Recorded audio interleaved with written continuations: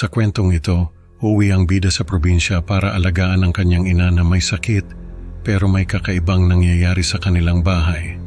Makikita niya ang mga anino at maririnig ang mga yabag na tila may gustong ipahiwatig. Habang tumatagal, mapapansin niyang may tinatago ang kanyang ate na nag-aalaga sa kanilang ina. Ano kaya ang misteryong bumabalot sa kanilang tahanan at anong lihim ang natutunan ng kanyang ate mula sa kanilang ina?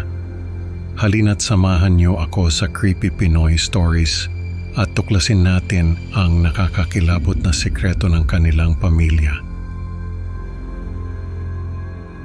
Nakauwi na rin ako sa wakas sa probinsya namin. Dati hindi ko magawa yon kasi nga may trabaho ako sa Maynila.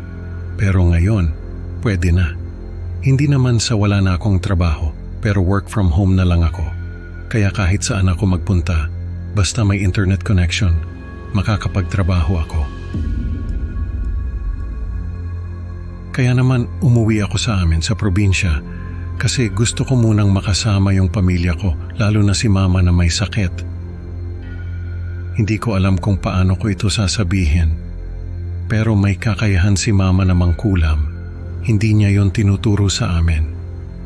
Hindi rin namin alam kung paano siya natuto. Basta isang araw nalaman na lang namin na mangkukulam siya. Hindi namin yon gusto. Natatakot kami sa kanya. Nahihiya kami sa mga kapitbahay at kamag-anak namin. Pero wala kaming magawa. Si mama ang nasusunod sa bahay. Noong magkasakit si mama, parang yung bahay namin ay unti-unting nabubulok. Parang may uod na kumakain sa mga dingding at kisame. Parang may anay na sumisira sa mga poste at haligi.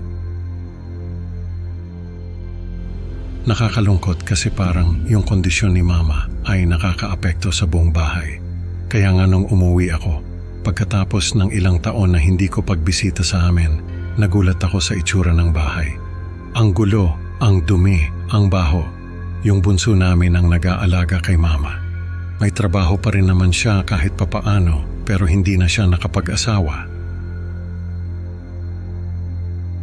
Nung magkasakit kasi si mama, siya yung naatasan na mag-alaga. Siya yung panganay sa amin, kaya siguro siya yung sinabihan ni mama na mag-alaga. Siya rin yung nag-aayos ng bahay.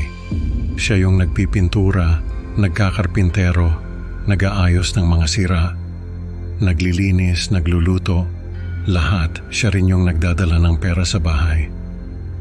Sabi ko sa kanya, tutulungan ko siya sa pag-aayos ng bahay. Kasi nakakaawa naman siya, halos hindi na siya makapagpahinga. Sabi niya okay lang daw siya, pero ayoko naman na magmukha akong bisita sa sarili naming bahay. Kaya kahit ayaw niya, tinulungan ko pa rin siya. Nung mga unang araw na nandun ako, napansin ko na parang may ginagawa yung ate ko na hindi niya sinasabi sa amin. Kapag tulog na kami, siya gising pa rin. May ginagawa siya sa kusina. Nung tanungin ko siya, sabi niya, hindi raw ako dapat mag-alala. Basta raw, siya na yung bahala sa lahat. Hindi ko na siya kinulit. Pero habang tumatagal yung pagstay ko sa amin, unti-unti kong nalaman kung ano yung ginagawa ni ate. Natututo na rin siya ng kulam. Hindi ko alam kung paano, pero siguro habang inaalagaan niya si mama, natutunan niya rin yung mga ginagawa nito. Hindi ko alam kung matutuwa ba ako o matatakot, pero sa tingin ko, mas matatakot ako. Kasi hindi ko alam kung ano ba ang gagawin ni ate sa mga natutunan niya. Isang gabi, narinig ko na may mga yabag sa labas ng bahay.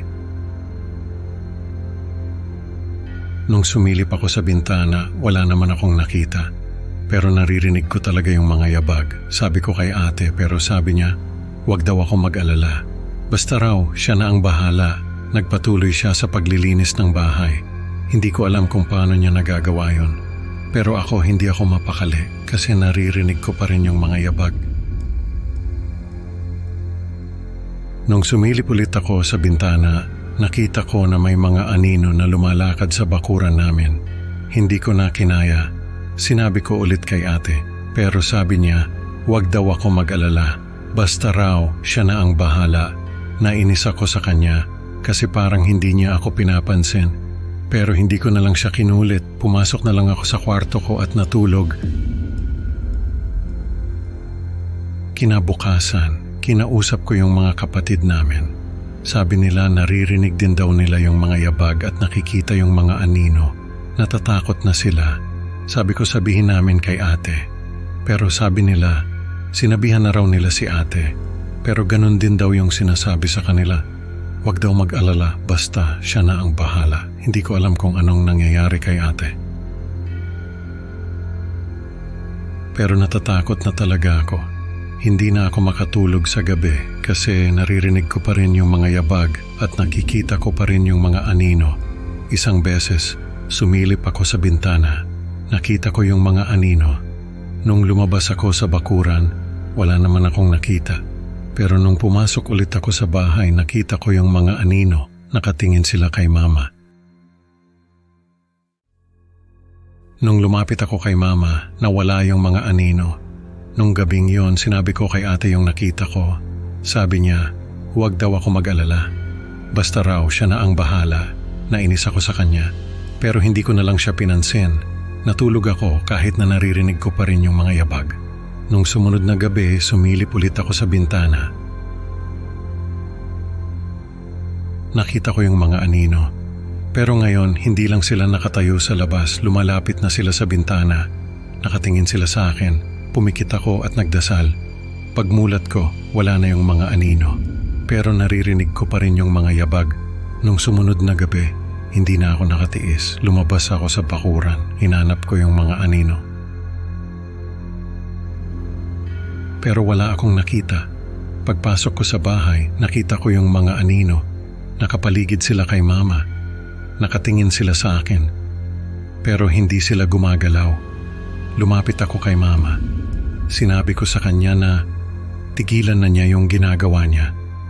Pero hindi siya sumagot.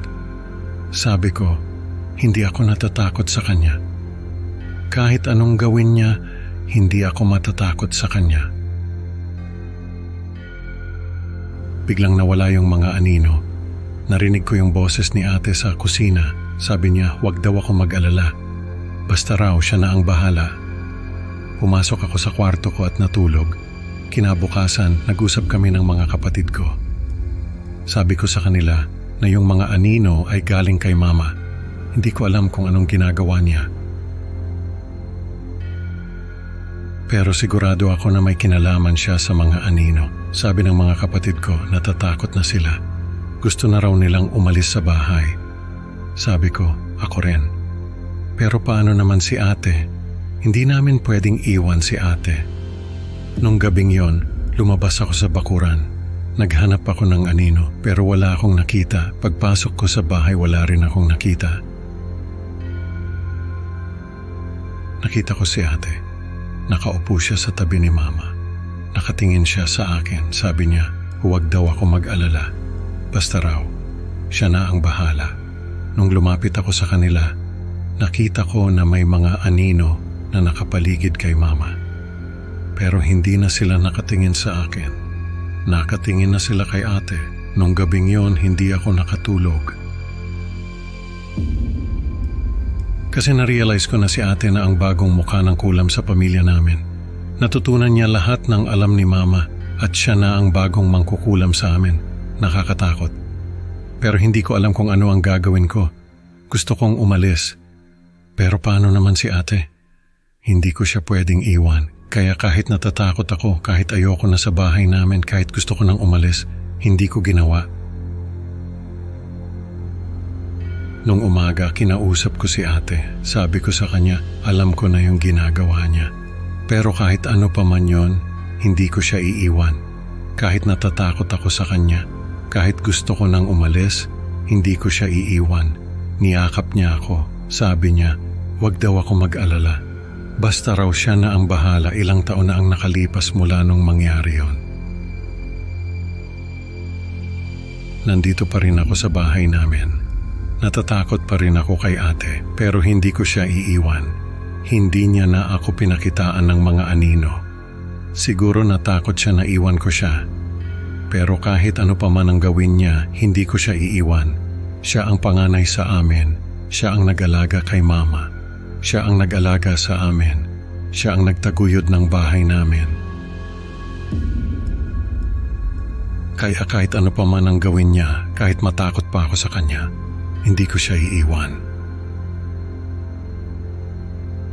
Ang kwento natin ngayon ay nagpapaalala na ang mga lihim ng pamilya ay maaring maging mas nakakatakot kaysa sa anumang multo. Ang bida ay natutong harapin ang takot at tanggapin ang kanyang kapatid kahit na siya ay isang mangkukulam. Maraming salamat sa pakikinig mga ka-Creepy Pinoy. Huwag kalimutang mag-like at mag-subscribe para sa mas marami pang nakakatakot na kwento. Kita-kit sa susunod na upload. At tandaan, sa dilim ng gabi baka may aninong nagmamasid sa'yo.